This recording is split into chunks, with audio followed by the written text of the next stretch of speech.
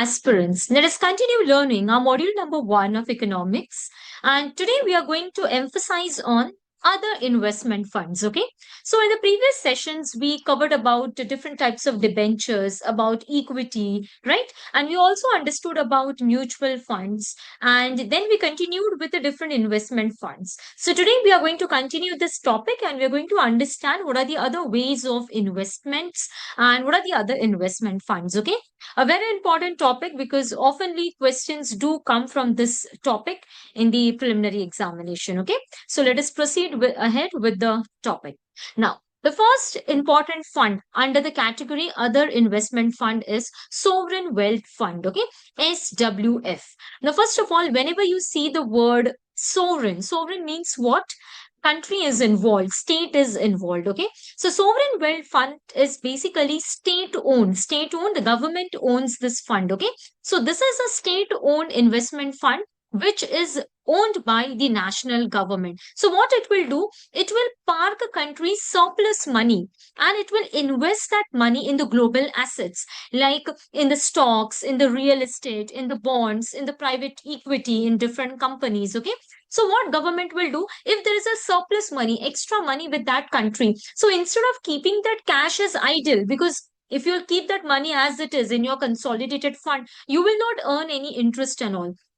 Rather, if you will invest this fund somewhere else, so that will create wealth, and this wealth could be used for the future generation. So that is the sovereign wealth fund. Okay, so sovereign wealth fund is a state owned investment fund which is run by a national government. And what the government will do, it will park its surplus money and it will create a fund, and with that funds they will do the investment. Okay, now, so from where does that money come from? So for example, commodity surpluses. Now you know that Gulf countries, they generate so much of oil and gas and minerals. Okay, these countries sell those oil, gas, and they get a lot of extra money, surplus money from that. Okay, so countries like UAE, Saudi Arabia, Norway, even Norway, if you know the North Sea gas field is there. Okay, so from that gas field, Norway generates a lot of profit, and that money they keep it in a fund and then they do the investment. Okay, so this is a commodity surpluses.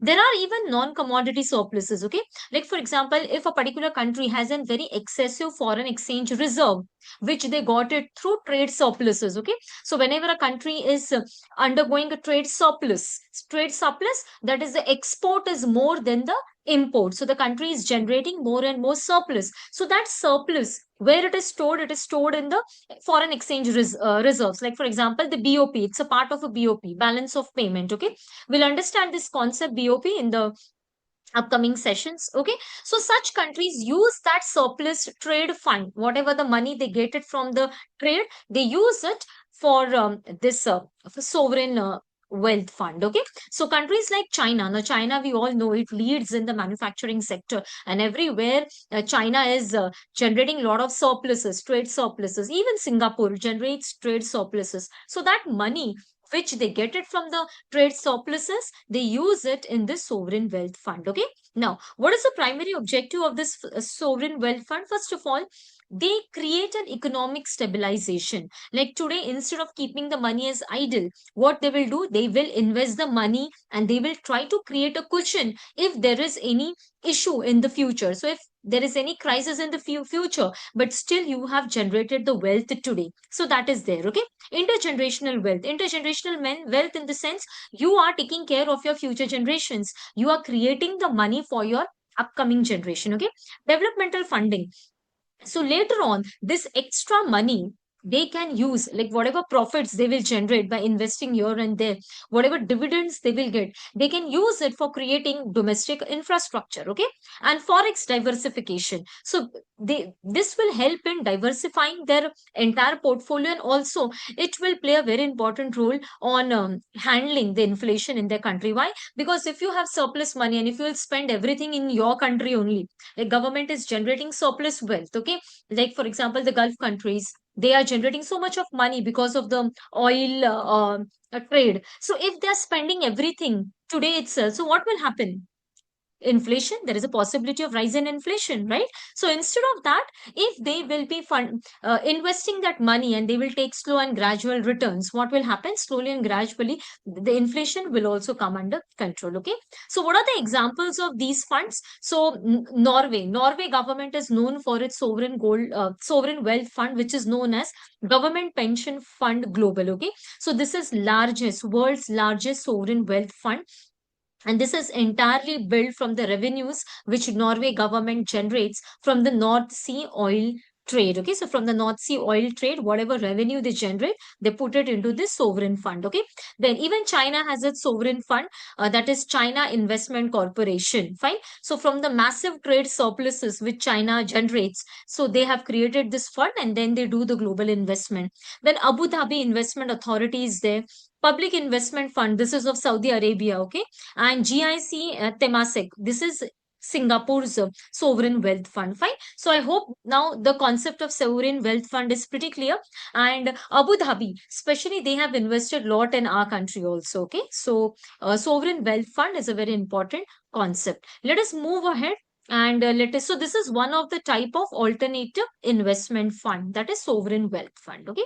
Now in India, we have a special vehicle, that is CPSE ETF. Now, what is this? Okay.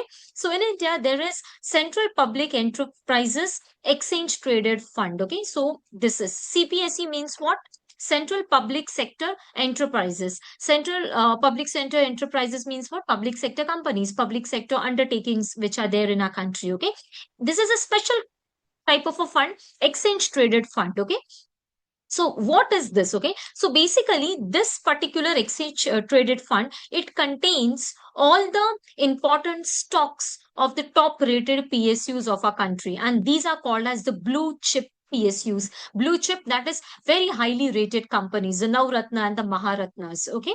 So let us try to understand this in detail. So the Central Public Sector Enterprises ETF exchange traded fund, it is a pooled investment vehicle which is created by the Ministry of Finance. Okay. Now, what it will do? So, instead of creating one pool of one company, what they have done, they have taken the stocks of all the important PSUs and they have created one pool, and that pool is called as ETF, Exchange Traded Fund. Okay, so it consists of shares of major blue chip public sector companies in which government of India has a stake, majority stake. Okay, now this fund is just like a mutual fund only, but it trades like it is more or less like that only, but instead of an individual stock, what it will do, it will pool the stocks of all the PSUs together. So one ETF they will create, and that one ETF will have the stocks of different PSUs, like for example NTPC, Power Grid, ONGC, Coal India, VEL, Oil India. So all their stocks will be there, and together that one fund will be created. Okay. Now, what is the objective of creating this fund? The objective is strategic disinvestment. The government of India wants to do what? They want to sell the shares of these companies slowly and gradually. Why government of India wants to sell the share? In order to reduce the government stakes. So government stakes will be reduced. In return of the stakes, government will get the money. And after selling this, what will happen? Private people will purchase that shares. Private expertise will come into these government companies. Okay, so slowly and gradually they want to disinvest the government shares, and for that reason they are creating such one pool. So instead of creating a single pool of different PSUs, they have created one pool of all the PSUs. So this pool contains the shares of all the PSUs which government intends to sell out. Okay, disinvest. Now not entire shares will be there, a little part will be there. Okay, so little stake of that share, like for example NTPC is there, so out of government stakes, so little percent they will be disinvesting. Okay, retail participation, so this will provide what? You and me can buy those shares, and in this manner government can generate money. Okay, so this is a very best way. This particular thing is managed by Nippon India Mutual Fund.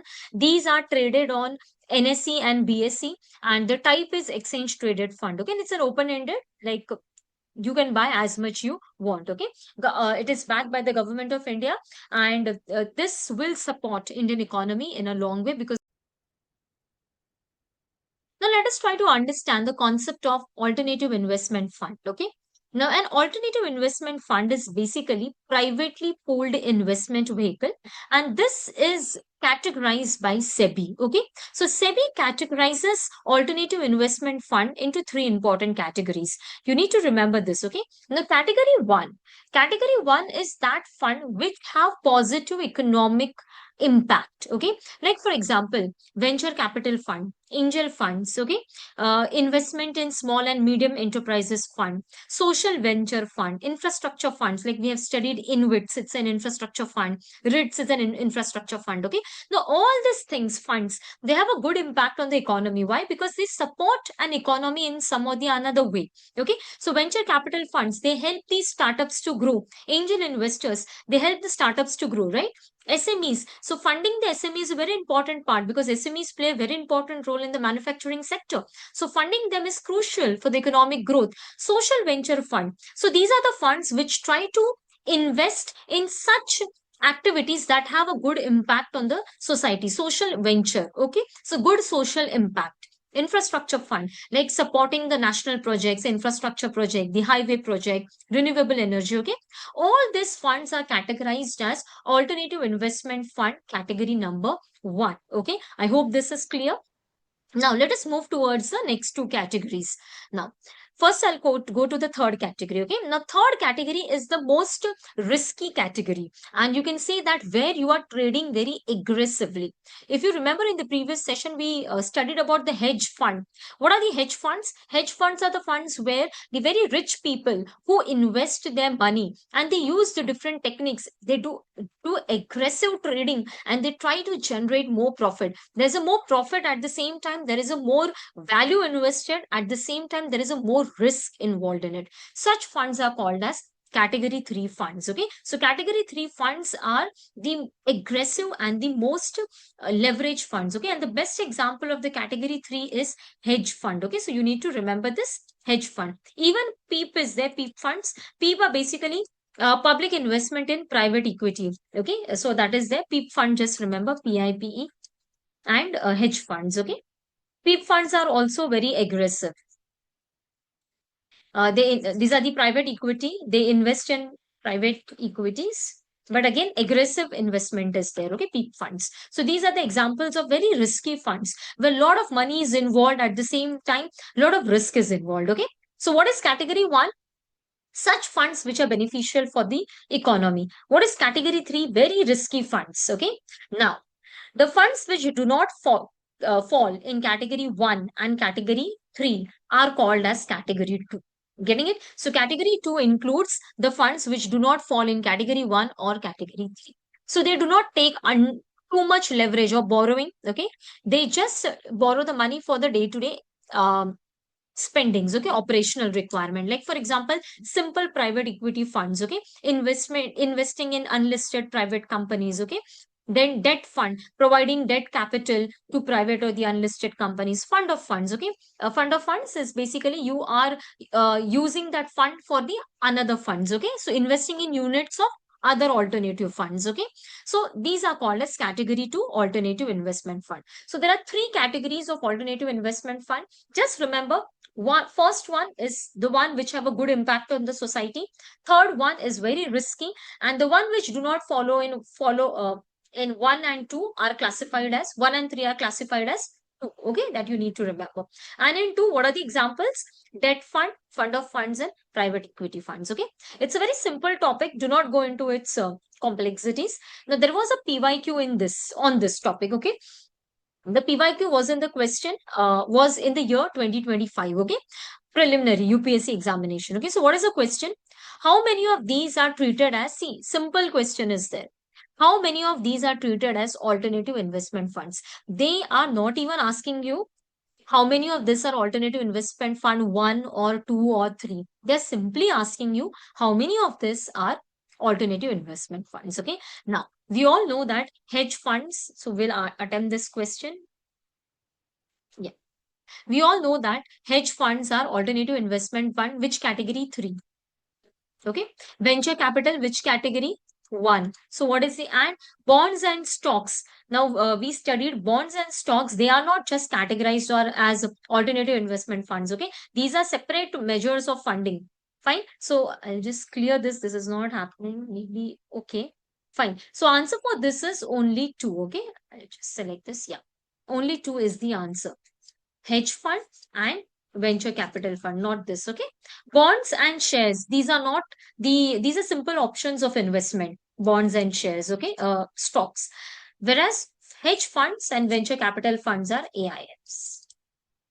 Getting it? Bonds are simple debt instruments, shares are the equity shares. These are bonds and shares are traditional investment options, traditional investment options. Okay, whereas alternative investment funds are something else from bonds and shares, that is hedge funds and the venture capital. Okay, that you need to remember. So I hope the question is very simple and you are in a position to answer this. Okay, let us move ahead and understand the another concept. We are going to understand a very important concept, that is derivative. Okay, so what is a derivative? So derivative is basically a financial contract. Okay, a contract that gets its value from an underlying asset. So it's a contract, but the contract has certain asset which backs that contract. Okay, that asset, it's like a benchmark for it. Okay, so instead of owning a physical asset, traders, what they will do, they will use this contract for any future. So for example, a particular contract is there, under that contract there is some asset attached, so they will not use that asset for buying and selling, they will use this contract for any trading activity. Okay, so what could be the assets? Asset could be any stock, it could be a commodity, gold could be there, it could be a currency, it could be any indices, anything could be there as a backing. Okay, so derivative means what? The value is derived from the asset. That is the first thing. Okay, now there are different types of derivative instruments, okay, which you often hear: futures, forward, option and swap. Okay, so we are going to understand all these instruments of derivatives one by one. Okay, so first of all, what we are studying, we are studying the concept of derivative. What is the derivative? A contract which whose value is dependent, derived on some asset which backs it. Okay, that you first make it very clear in your head. Now, what are the different types of instruments? So there are four important derivative instruments: future, forward, options and swap. Okay, option also has two category: call option and put option. Okay, so we'll discuss them one by one. Future is standardized contract to buy or sell an asset at a predetermined price on a future date. Okay, so actually I'll go to that one slide and then we will understand here in a better manner. Okay, so we are understanding forward and future. Can you see over here, there are first two categories, I'll highlight it over here. Yeah, future and forward. Yes, so we are discussing these two categories. Okay, yeah. So just a second, I'll just clear this. Yes, fine. So these are what? These are derivative instruments. Okay, forward and future, these are the obligations. Now what are the obligation? Both contracts represent an obligation to buy or sell an asset at a set price on a future date. Okay, so they will write a particular contract that this is the underlying asset. Okay, and there are two parties, A and B.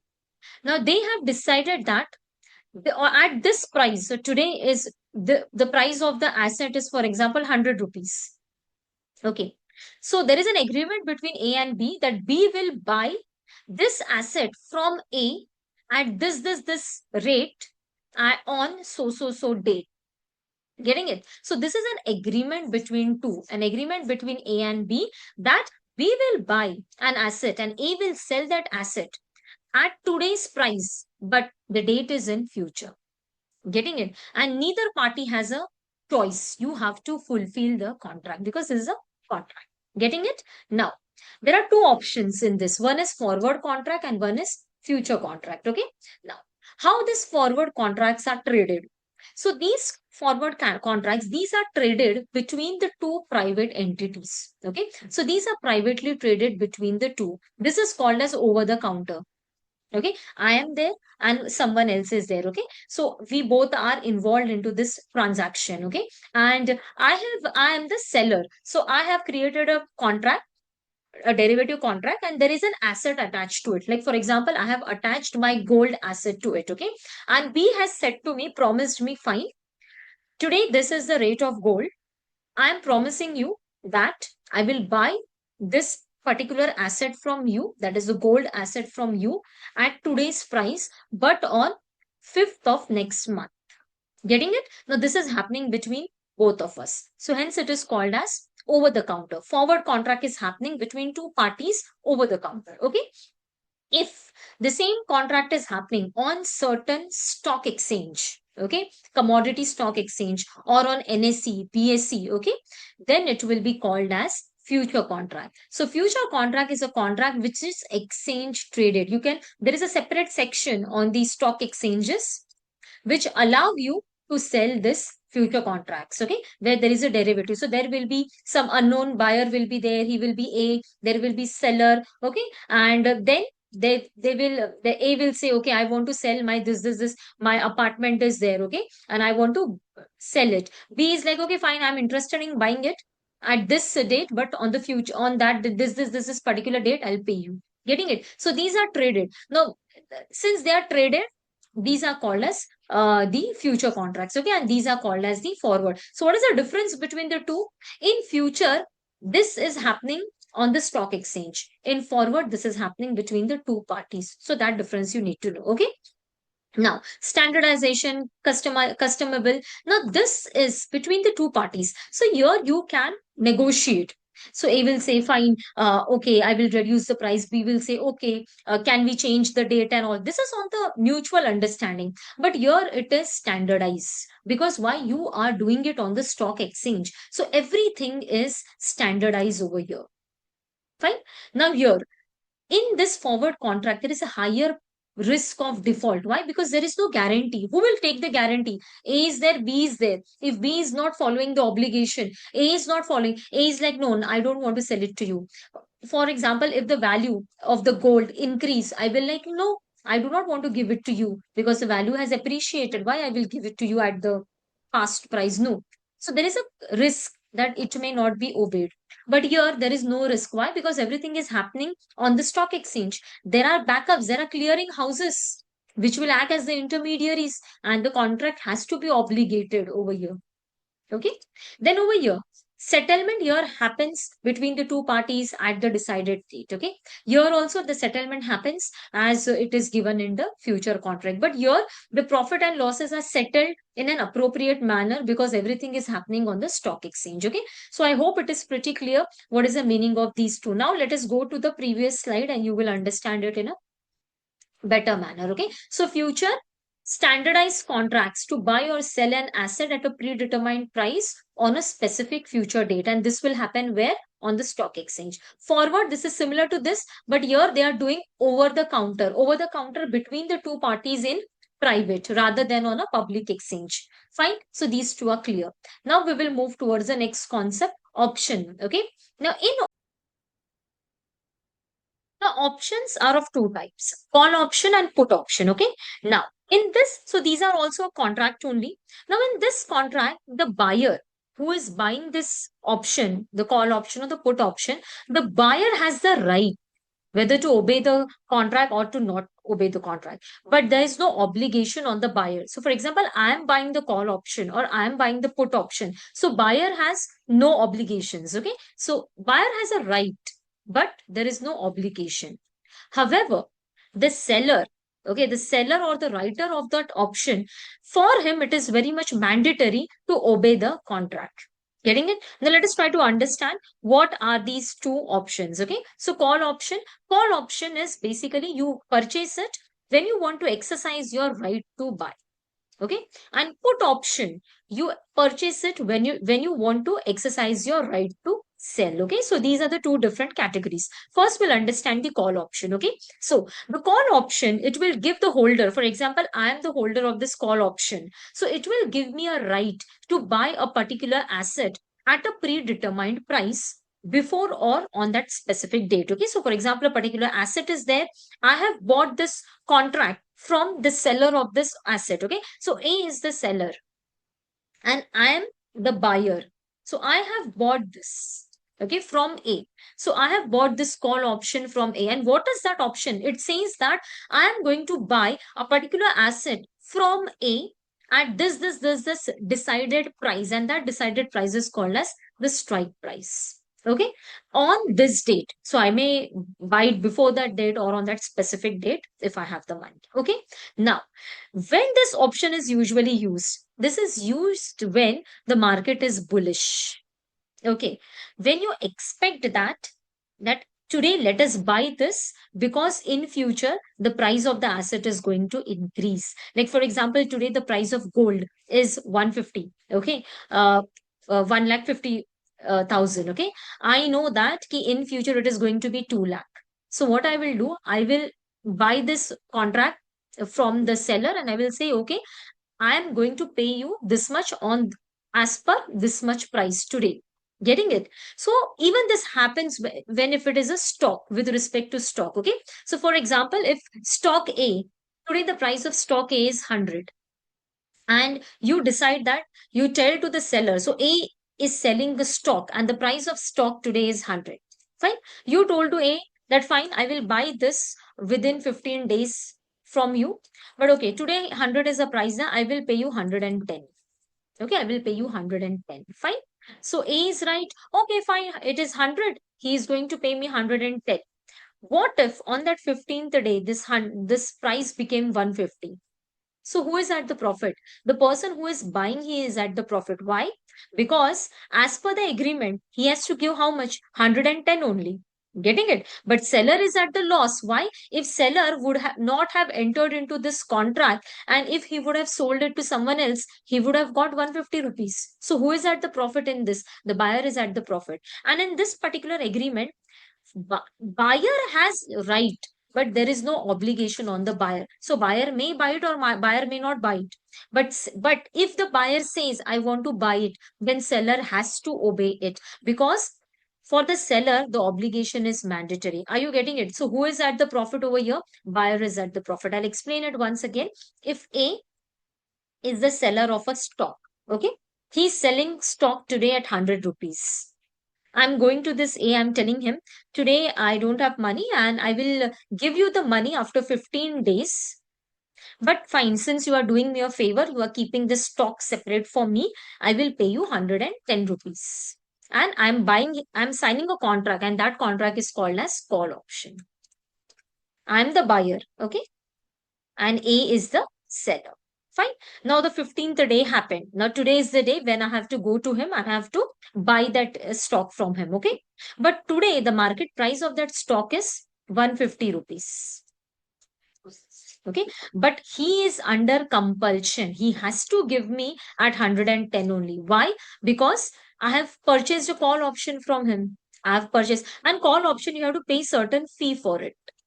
Okay. Certain fee you have to pay for it. Okay. But now it wholly and solely depends upon the buyer. I'm like, "Ki, fine, I do not want to buy, let it be." Okay. But seller has to give me. If I am agreeing, no, I want to buy only, it is mandatory for the seller to give me. But who is at the loss? Seller is at the loss. Why seller is at the loss? Because he is under obligation to pay me at 110 rupees, to give me at 110 rupees. But if he would have sold it to someone else, then he would have got 150 rupees. So he is at the loss, I am at the profit. Okay, so that is the call option. Now let us try to discuss the put option. Okay, so in the put option, it gives the holder a right to sell an asset at a predetermined price before or the specific date. Okay, so let us try to understand this. Okay, so for example, and this put option is usually used during the time of bearish market. Okay, if the market is bearish, you use this right to sell option. Okay, so for example, the stock A today, it is trading at 100 rupees. Fine. And for example, you buy a put option and you have decided the strike price at 90. Fine. And if the stock crashes to 50, so you said that fine, The actual price is 100, but since the sentiments are bearish, okay, I'm putting a put option. I will buy it at 90 rupees from you on so and so date on the 15th day. Okay. Now the scenario is that this has become 50. Okay. So this has become 50. So 90, it has fallen to 50. Getting it? So now you are at the loss. Why? Because you have decided to buy it at 90 rupees only. Getting it? But in this scenario, the buyer, he has a right, but he does not has an obligation. But the seller, for him, it is mandatory. Getting it? So your right to sell is at 90 rupees. But who is at the profit over here? The seller. Seller is at the profit over here. Okay. And because he has to sell it at 90, he does not have to sell it at 50. Getting it? So that is the right to sell. Fine. So these are the two important aspects which you need to know with respect to the options. Okay. Now, how seller is at the profit over here? Because the price of the stock has crashed to 50. But you have agreed that you will buy from him at 90 rupees. Getting it? So seller will say, now you have decided to buy from me at 90 rupees. So you have to pay me 90 rupees. Okay. But in this entire transaction, always remember, seller has a mandatory obligation. Buyer has a right. So nothing is compulsory on the buyer. Okay. So buyer may say, no, fine, I do not want to buy from you. Okay. But buyer agrees, then seller is at the loss. Okay. So these are the different options, and these options are used in order to protect yourself against the risk. Okay. And this system where you protect against yourself against the risk, it is called as hedging. Hedging means you are safeguarding yourself against the risk. Okay. So there was a PYQ on this. Let us discuss this PYQ. This came in the CDS examination. Which of the following terms is used in economics to denote a technique for avoiding a risk by making a counteracting transaction? Okay. So basically you are using different options: forward, future, call, buy. Okay. So the answer is hedging. This is called as hedging. Okay. So by hedging, you are trying to avoid a risk. Okay. So just remember this terminology. Okay. So future contract, then the forward contract. Okay. Then the call option, put option, all these options are there in order to protect you from any uncertain risk. Okay. That's it you need to remember. Now, let us move towards the concept of foreign portfolio investors. Okay. So who are these foreign portfolio investors? So these are basically international individuals, citizens of some other country, or the institutions, okay, who invest in Indian market, financial market, okay. That is, they are investing in stocks, bonds, and derivatives, okay. Now here their motive is purely financial returns. They do not think from the perspective of long-term investment into any company. No, here their investment is purely on the basic of earning profit. Okay. So what do they do? In what all assets? So first of all, who are foreign portfolio investors? I hope it is clear. These are international clients, individuals, companies, okay, who passively invest in the Indian financial stocks, stock, bonds, derivatives. Okay. Now, where they can invest in the Indian equity shares, debt securities, bonds, okay, mutual funds, derivatives, exchange traded funds, okay. They can invest in all these things. Okay.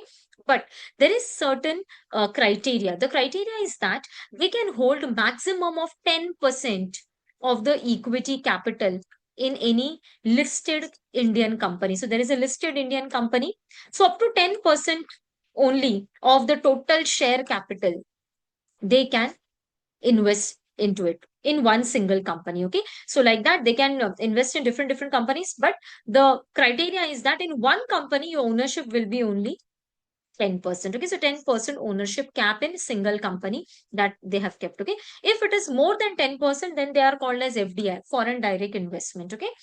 Foreign direct investment is different. Why? Because here there the perspective is long term investment, where you want to provide your in technological expertise, and you are investing from the perspective of managerial control. Whereas in FPI, foreign portfolio investment, your intention is passive. You do not want to actively contribute in the growth of the company. You just want financial returns, quick gains. Getting it? There is no managerial control. So your maximum in one company you can have 10% ownership in FPI. If it is more than 10%, then it will be called as FDI. Fine, I hope it is clear. Okay. So who are foreign portfolio investors? It is clear. Where they can invest, that is clear. What is the minimum cap in any maximum cap in any company? 10% in any company, listed company. Okay. If it is more than 10%, it will be called as FDI. Okay. So that you need to remember. Now, this money is a hot money. Why it is a hot money? Because if the share market falls, Sensex falls, okay, these people will immediately take away their money and run away to their country. If the share market is increasing, they will invest their money. So there is no guarantee. This money fluctuates, come go, come go. Okay, foreign FDI is a stable form of investment, but this is a unstable form of investment. Okay. Now, we are going to understand one important concept related to these foreign investors, and that is participatory note, which are called as P notes also. Okay. Now, participatory note are basically offshore derivative instruments which are issued by foreign portfolio investors to overseas investors. So, this is a definition. I'll comprehend the definition. Okay. So basically, what they will do, they will allow the foreign investors, okay, to invest in India without registering under SEBI. Okay, so without registering under SEBI, they will allow the foreign investors to invest in India. Okay, so they enable hedge fund, foreign institution, high net individuals, okay, to invest in Indian securities without directly registering with the SEBI. So how does it work? Let us try to understand. Okay, so for example, there is an overseas investor, okay, deposit fund is there. Okay, so for example, there is an overseas investor deposit fund is there. So overseas, like the US businessmen or the rich people, they have pulled their money into this fund. Okay, they have parked their money. And this fund is operated by a foreign portfolio investor. The foreign portfolio investor, for example, it could be HSBC Bank, or the Dutch bank, it could be that bank, okay, which is acting as a foreign portfolio investor. So this portfolio investor has taken the money from all the foreign individuals and they have created a fund. Okay. Now this foreign portfolio investor is registered with the SEBI. Getting it? But these people are not registered with the SEBI. Fine. So what this foreign portfolio investor will do, he will use the money of these individuals and trade in Indian share market. Now, these depositors, they are anonymous. Why they are anonymous? Why? Because nowhere their name is coming. Who is operating on behalf of them? FPI. So they are not registered in India, but FPI, the foreign portfolio investor, he is registered in India. So he is operating on their behalf. Okay. So such a note. Okay. So and this FPI. So this is the pool of the fund. Okay. So many foreign individuals have parked their money. Who is operating this? Foreign portfolio investor. Like for example, HSBC Bank is there. Okay. That bank is acting as a FPI and they are using this money. Okay. Now this bank will issue P note to them. That will be called as a participatory note. That yes, you have participated in this transaction. Fine. But their identity is hidden. So FPI, what they will do, they will uh, keep the identity of this people as hidden, because on the share market, who you will see who is investing the money, it is the HSBC Bank. HSBC Bank is investing the money in this company, in that company, but you do not know it is whose money. It is the money of those people that you cannot see.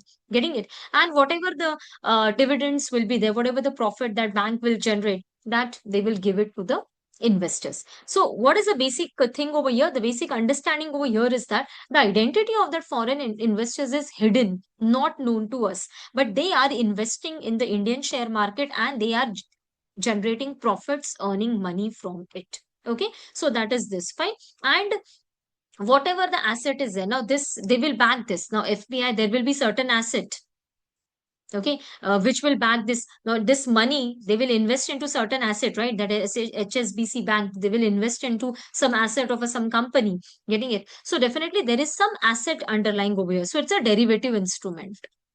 There's an asset, but the identity of the individual investor is anonymous. Fine. And this is very easy for the foreign investors to invest in India without directly registering with SEBI. Everything will happen with the medium of FPI. Okay. So the biggest challenge over here is transparency challenge. Okay. But they are allowed in the Indian share market. They are allowed in the Indian share market, but the issue is that anonymity. Okay. So this was a prelims question related to that participatory note. Okay, so what is a just focus on the question what UPSC had asked. So the question is, dash is issued by registered foreign portfolio investor to overseas investors who want to be a part of Indian stock market without registering themselves directly. So what is the answer? Participatory note. Are you getting the concept? So what is the concept over here? Dash is issued by a foreign portfolio investor. We have taken the example of HSBC. HSBC Bank, it is acting as a foreign portfolio investor. Okay, it has taken the money from the overseas investors. So many overseas investors have pooled their money and they have created a pool. And this HSBC Bank will use this money and it will buy assets over here in the Indian share market. And whatever profit it will generate, it will give to this as investors as a dividend, okay, without registering them. So these are not registered with the SEBI. Who is registered with the SEBI? HSBC Bank. Okay, so this was a preliminary question. I hope you are able to understand how to solve such questions. Okay, so see, just you need to know the basic concept. That is more than enough. Do not go into the details of everything. Just know the basic concept. You will be in a position to answer it. Okay, let us move ahead. Now, there is one more important part that is under the derivative instrument only.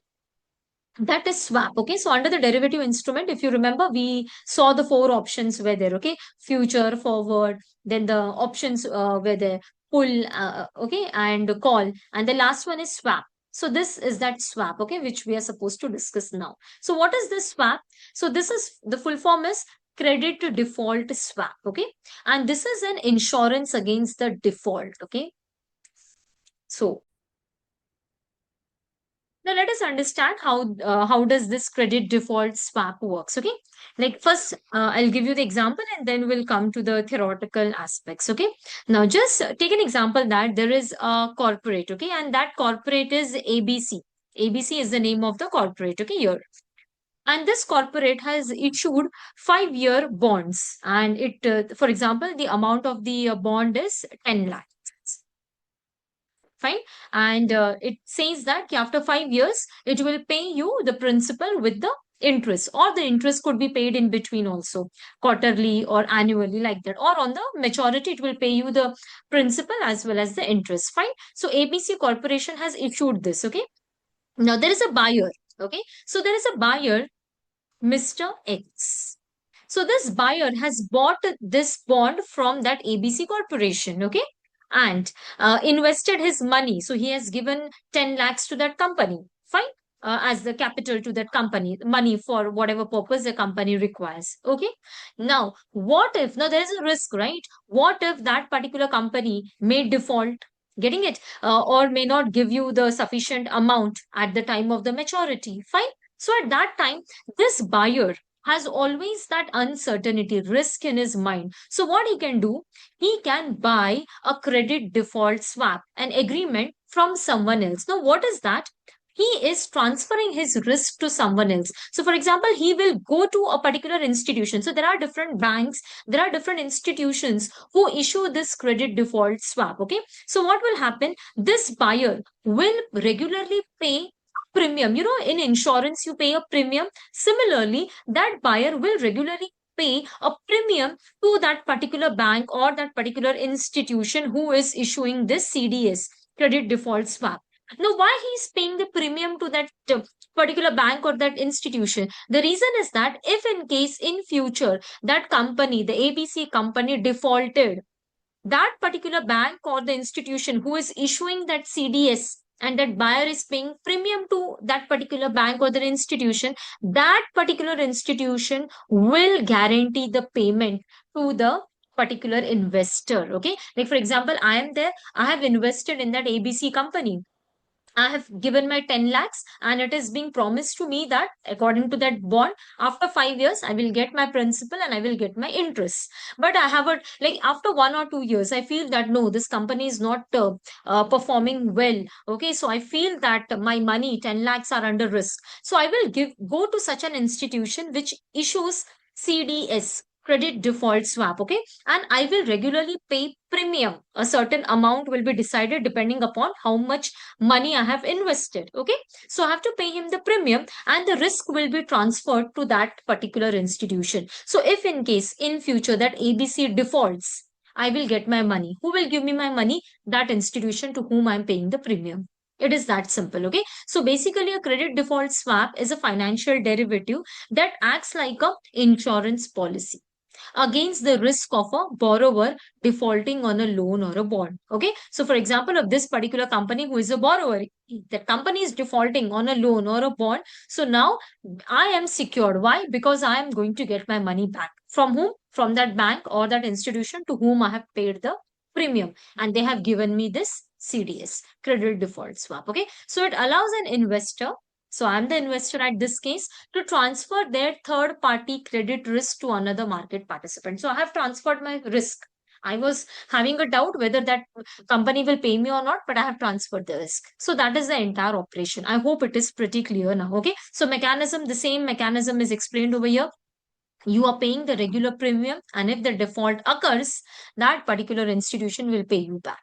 Getting it? So this is the entire mechanism. Okay. So that you need to remember. And this is used, this is again what example of hedging.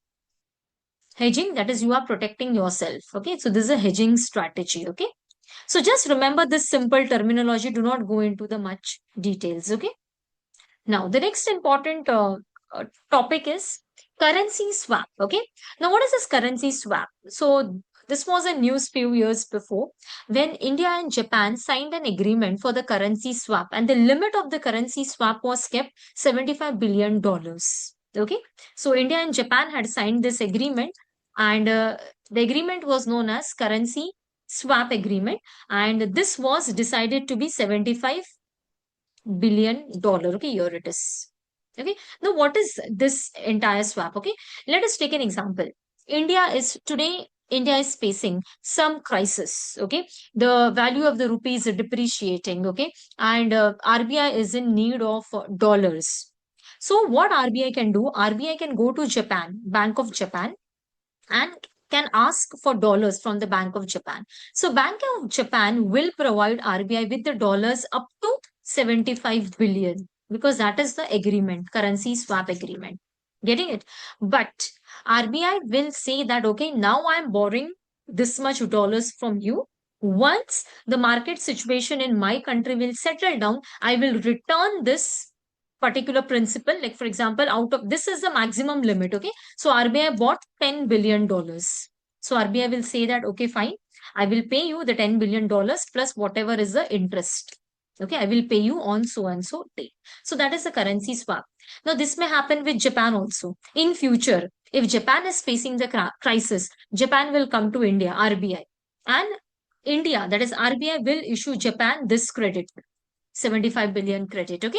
And RBI will give that dollars to Japan. So this agreement, the currency swap, is happening in external currency. Which is that external currency over here?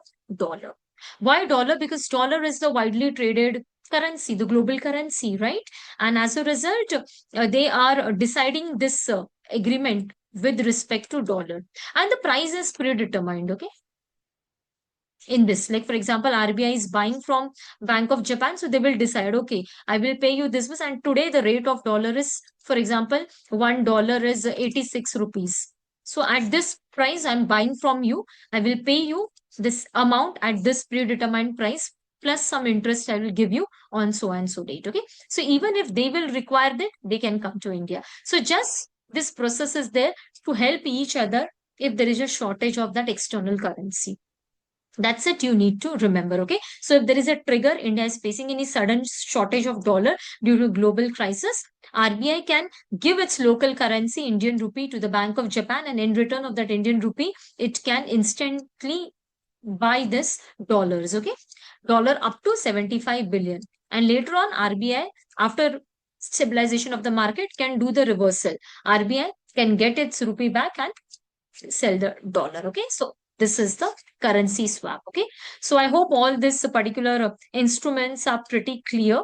Okay, and why we have discussed this all instruments, because UPSC has asked questions. Okay, and so there was a preliminary question in 2024. The question is, which of these are financial instruments? Okay, ETF, exchange traded fund. We have discussed this exchange traded fund. If you guys remember, CPSE, Central Public Sector Enterprises, for the disinvestment purpose, government creates this pool, right? Exchange traded fund. So this is a financial instrument. Motor vehicle. Motor vehicle is not, this is a physical asset.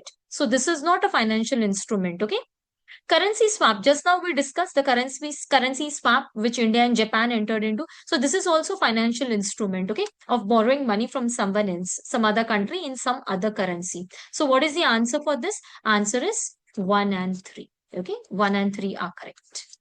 I hope this is pretty clear. Okay, the question and the logic behind this is clear. Okay.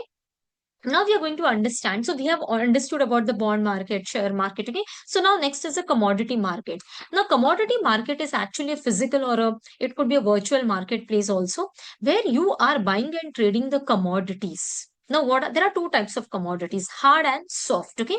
Hard commodity mainly you are trading the natural resources, like you are, or the valuable commodities like gold, like crude oil, copper, like that. Okay, so these are the hard commodities. Soft commodities are basically agricultural products. Okay, like for example, wheat is there, coffee is there, sugar is there. Okay, livestock trading, even that is a soft commodity. Hard commodities are natural resources which are basically mined and extracted. Like for example, copper, it is mined. Crude oil, it is taken. Gold, it is mined. Okay, so like that. And soft commodity, these are produced, and mainly livestock are also a part of soft commodity. Okay, now what is, how does this commodity markets function and all? Okay, so basically they help you in price discovery in the sense, what is the global price of the crude oil, what is the global price of the gold, depending upon that, that will be traded over here on the real time basis, depending upon supply and demand. Okay, there is a risk management over here, because over here producers and consumers will try to hedge against the future price volatility. Okay, hedge, because today you know that okay, the price of the gold is this much, maybe it will rise in future. So what you will do, you will buy it today in order to gain the profit tomorrow. Okay, so like that they will help you in the risk management, and it also provides a liquidity to the investors. Okay, because for the asset, for the raw asset, you are getting what, you are getting money for that asset, so it will give you the liquidity. Okay, for example, agricultural producers, there is one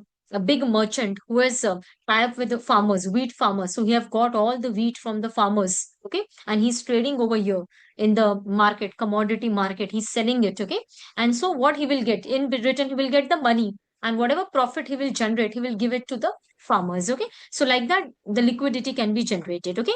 Now, how these are traded? So, there are two channels of trading this. One is spot market. Spot market means what? Immediately you are doing the trade. Immediately you are doing the trade in the sense. So, for example, there is a trading going on. It is decided that 10 kgs of wheat will be sold. Okay, 10 kg is very less amount. Okay, a big truck, 100 kgs or 1,000 kgs of wheat will be sold. Okay, so it has been decided that at this per kg, this is the amount per kg, 60 rupees is the amount. Okay, in this manner, that 1,000 kgs would be sold. Okay, so immediately you are settling the contract, you are immediately providing him the 1,000 kgs of wheat, and he is immediately giving you the money. So this is called as a spot market, immediately. Otherwise, you have the derivative option. Derivative, which we have studied earlier, future and option. So you can use that derivatives over here. Okay, that the future contract and the option contract, call and the put, all that you can use it over here. Okay, so this is about the commodity market. Okay, now who regulates the commodity market? In India, the commodity market today, it is regulated by SEBI. Earlier there was a separate commission, there was forward market commission. Okay, but however there were certain irregularities in this particular market, so government decided that ki now we will merge this FMC, forward market commission, with SEBI. So from September 2015 onwards, okay, Earlier, FMC was an independent institution, Forward Market Commission, which used to regulate the commodity market. But because of the irregularities, it was decided we'll integrate it with SEBI. So in 2015, it was integrated with SEBI, and now the SEBI is the ultimate regulator for commodity market also. Okay, so what are the important commodity markets in India? So two prominent commodity markets are Multi Commodity Exchange, MCX. This is in Mumbai. Headquarters is in Mumbai. Here, there is, so it is India's largest commodity derivative exchange market, and there here you can trade in bullion, gold and silver. The biscuits you can buy, energy, crude oil, natural gas. Okay, so for example, if any refinery is there extracting, like Jamnagar refinery is there, they're extracting natural oil, natural gas. Okay, they're extracting, and then they will put it on the market. So this is the rate.